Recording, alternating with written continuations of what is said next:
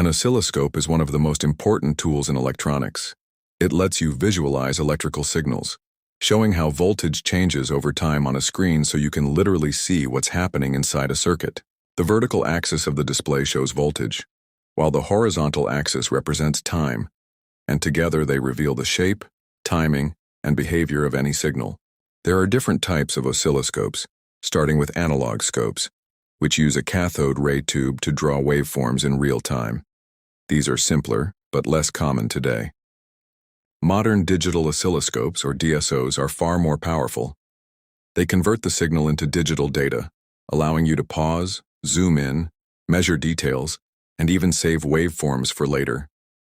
Then there are mixed signal oscilloscopes, or MSOs, which let you view both analog and digital signals at once. Great for debugging microcontrollers and embedded systems. To use an oscilloscope, you connect a probe to the part of the circuit you want to observe, and the probe sends that signal to the scope.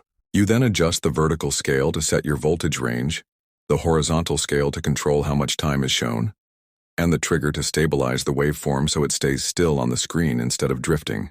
Once set up, you can measure things like amplitude, frequency, rise time, noise, glitches, or whether a signal is even there at all.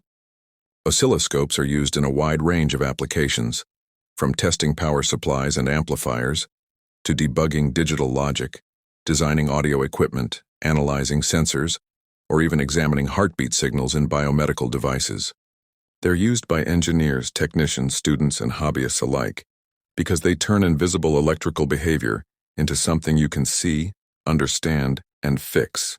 At Armor Signal, we believe learning to use an oscilloscope is like unlocking a sixth sense in electronics. It's your key to mastering circuits, solving problems faster, and becoming truly fluent in the language of signals.